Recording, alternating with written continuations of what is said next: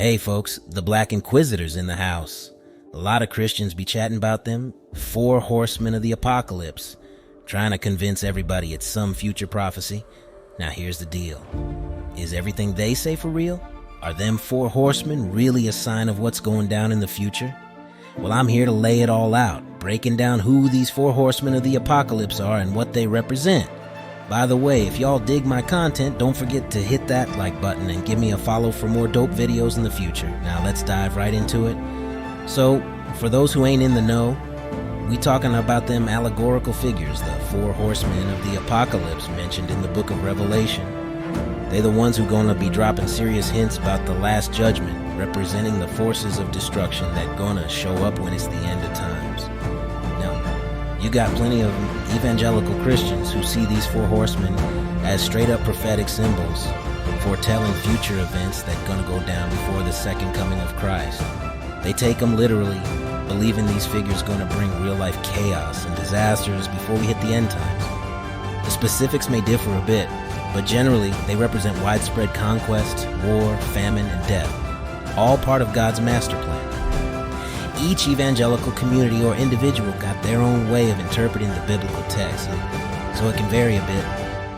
But hey, here's the deal. I'm here to show y'all that they ain't got a clue what they talking about, so let's dive into them scriptures ourselves and get the real understanding, my friends. This is the book of Revelation, chapter 6. I'll be reading from verses 1 through 8. Verse 1 reads, "And I saw when the Lamb opened one of the seals, and I heard, as it were the noise of thunder, one of the four beasts saying, 'Come and see.' And I saw, and behold, a white horse. And he that sat on him had a bow, and a crown was given unto him, and he went forth conquering and to conquer. And when he had opened the second seal, I heard the second beast say, 'Come and see.' And there went out another horse that was red, and power was given to him that sat thereon to take peace from the earth, and that they should kill one another. And there was given unto him a great sword." Verse 5. "And when he had opened the third seal, I heard the third beast say, 'Come and see.' And I beheld, and lo, a black horse, and he that sat on him had a pair of balances in his hand. And I heard a voice in the midst of the four beasts say, 'A measure of wheat for a penny, and 3 measures of barley for a penny, and see thou hurt not the oil and the wine.' And when he had opened the fourth seal, I heard the voice of the fourth beast say, 'Come and see.' And I looked, and behold, a pale horse. And his name that sat on him was Death, and hell followed with him. And power was given unto them over the fourth part of the earth, to kill with sword, and with hunger, and with death, and with the beasts of the earth." Alright, no more dilly-dallying, let's get straight to it. The Four Horsemen, they all about Esau and his rule. They represent his kingdoms, his societies, and his laws and policies. But here's the real deal. They symbolize his downright wicked nature, and I'm about to prove it with some solid precepts. But before we dive in, let me hit y'all with one more precept to give you an idea of who Esau really is, straight from the Bible. Yeah, we may know him, but how does the Bible describe Esau? Understanding this verse is going to make it crystal clear why Esau's here on this earth. So let's crack open the book of Revelation, chapter 9, verses 1 to 4. Reading the book of Revelation, chapter 9, starting at verse 1. "And the fifth angel sounded, and I saw a star fall from heaven unto the earth, and to him was given the key of the bottomless pit. And he opened the bottomless pit, and there arose a smoke out of the pit, as the smoke of a great furnace. And the sun and the air were darkened by reason of the smoke of the pit. And there came out of the smoke locusts upon the earth, and unto them was given power, as the scorpions of the earth have power. And it was commanded them that they should not hurt the grass of the earth, neither any green thing, neither any tree, but only those men which have not the seal of God in their foreheads." The locusts represent Esau. Let's prove that. Jump down to verse 11. Verse 11. "And they had a king over them, which is the angel of the bottomless pit, whose name in the Hebrew tongue is Abaddon, but in the Greek tongue hath his name Apollyon. Abaddon and Apollyon, those names right there, they represent Satan. Yeah, you heard it right. The scripture is straight up telling you that Satan is Esau's king. In other words, Esau be following in the footsteps of Satan himself. Now, when the book of Revelation talks about them stars falling from heaven, it's talking about mighty powers losing their rulership. You can peep something similar in Revelation chapter 12. In this passage, our people, we were in power. But when that rulership came to an end, we let Esau regain his strength. And let me tell you, it's clear as day. After our ancestors back then, they was known as the Moors, but not the same as the Moors today. Brought civilization to them. During and after the Black Plague in the 1300s, things took a turn. Right after, in 1453, when Constantinople fell to the Ottoman Turks, who were Edomites, mind you, it was game over. The Edomites, after destroying our people, they brought forth the Renaissance era and wasted no time putting us in chains. They scattered us to the four corners of the earth while demolishing our sculptures, paintings, libraries, anything that had our image. They even messed with our religious texts, trying to change our images to match theirs. That mess right there is called iconoclasm.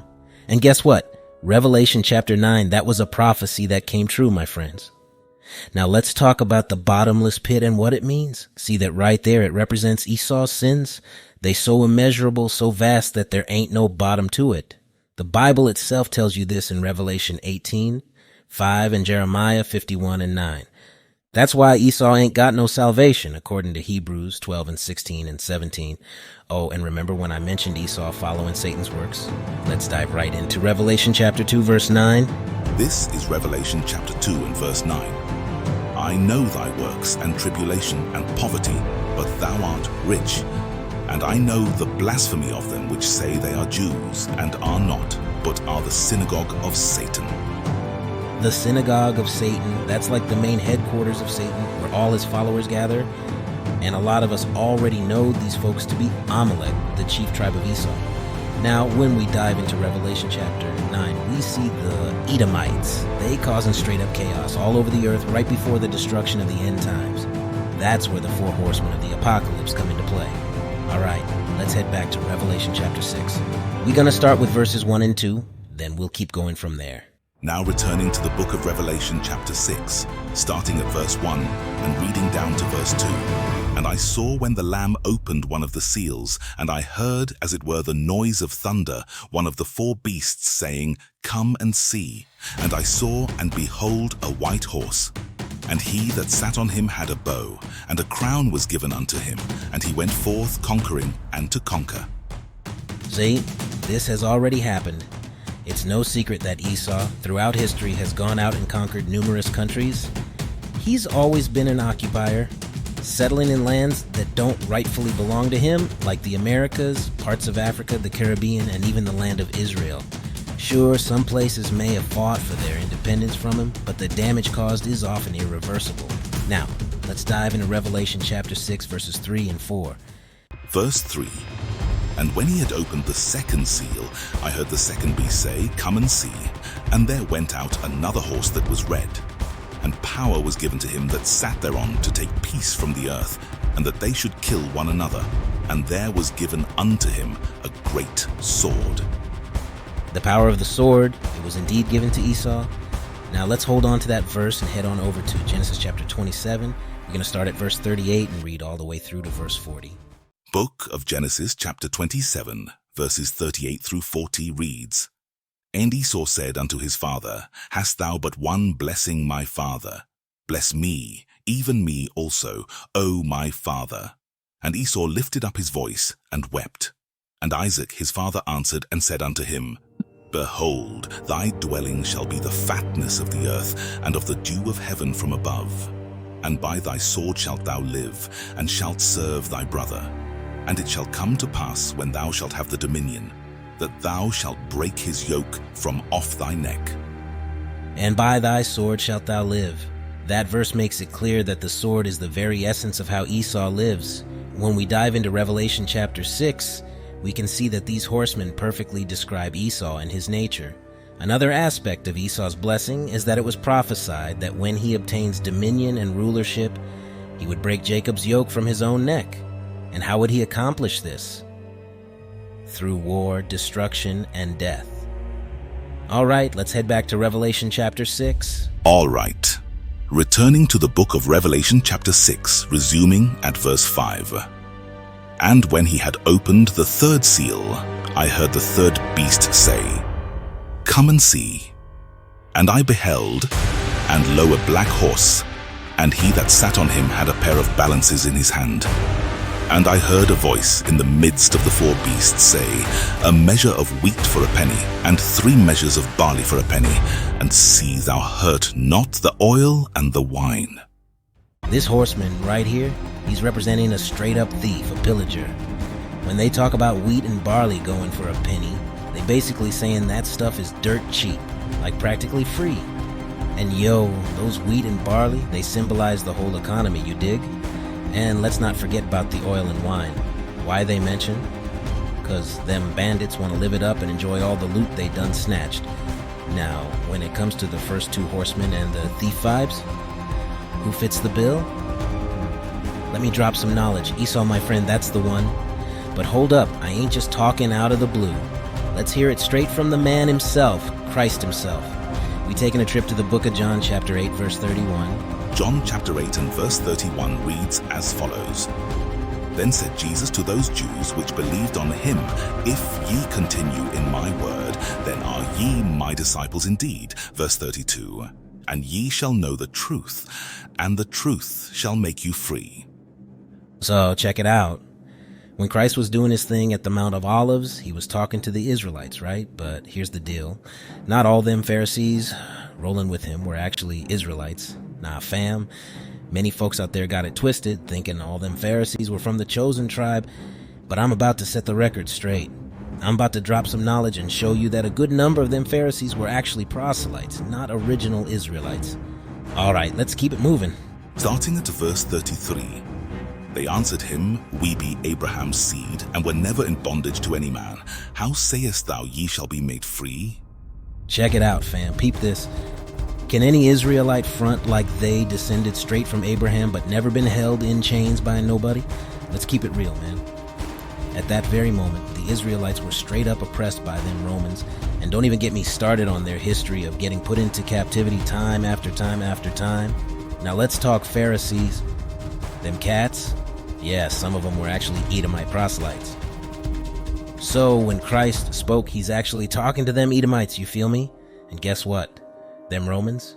Yeah, they Edomites too, in case you ain't know. Shoot, even the Jewish encyclopedia gotta admit that.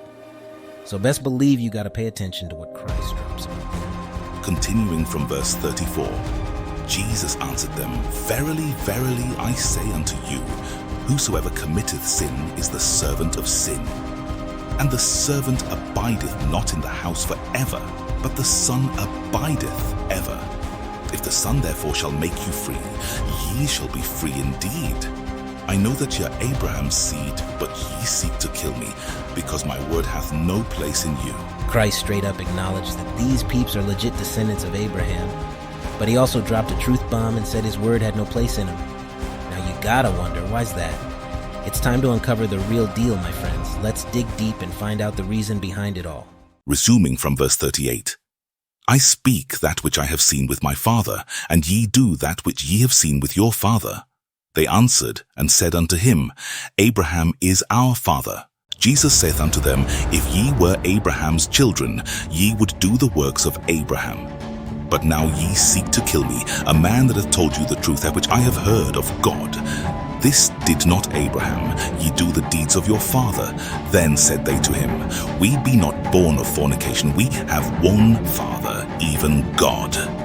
Jesus said unto them, If God were your father, ye would love me, for I proceeded forth and came from God, and neither came I of myself, but he sent me. Why do ye not understand my speech? Even because ye cannot hear my word. The reason them cats couldn't wrap their heads around what Christ was dropping is because they weren't even Israelites, plain and simple. So his words weren't meant for them in the first place. It's as straightforward as that. But hold up, Christ got something up his sleeve that's like the final blow, the nail in the coffin, you feel me? He's about to drop a bombshell that seals the deal once and for all. Brace yourself for what's coming, because it's about to get real. Verse 44. Ye are of your father the devil, and the lusts of your father ye will do. He was a murderer from the beginning, and abode not in the truth, because there is no truth in him. When he speaketh a lie, he speaketh of his own, for he is a liar, and the father of it. According to the Bible, Esau is straight up the devil. Christ himself called him out as a murderer and a liar. Now when we look at the horsemen we've been peeping so far, they fit the description of them Edomites, no doubt. I mean, I don't even need to prove that these Edomites lived their lives conquering, killing, stealing, and lying. That's all laid out in the Bible, man. You can check out the whole book of Obadiah or roll with Amos 1 and 11. Even Ezekiel 35 and 5 or Ezekiel 25 verses 12 through 14 got them receipts. Esau is the devil, and I backed it up by showing that the Romans were straight up Edomites. So now let's dig into the final horseman, bringing it all together. That way you can peep for yourself who and what these four horsemen truly represent. Now we are returning to the book of Revelation, chapter 6 and verse 7. It and verse 8 reads as follows. And when he had opened the fourth seal, I heard the voice of the fourth beast say, Come and see. And I looked, and behold a pale horse, and his name that sat on him was Death, and hell followed with him. And power was given unto them over the fourth part of the earth, to kill with sword, and with hunger, and with death, and with the beasts of the earth. Yo, it don't get no clearer than this, y'all. The final horseman is the real deal, no doubt. This right here seals the deal. It's crystal clear that these four horsemen, symbolizing the end times, represent none other than them Edomites and their rule. Check this out. The 12 disciples were hip to the game, man. That's why in Acts 1 and 6, they straight up asked Christ, and I'm paraphrasing here, yo, are you going to restore the kingdom to Israel now? They ain't just asking for the sake of it. They saw the signs, man. These were Christ's disciples trained up in the law and the scriptures. Dig? Anyway, the pale horse, death and hell be right behind that bad boy. Hell symbolizes captivity, y'all. You gotta peep that. It's all laid out for you.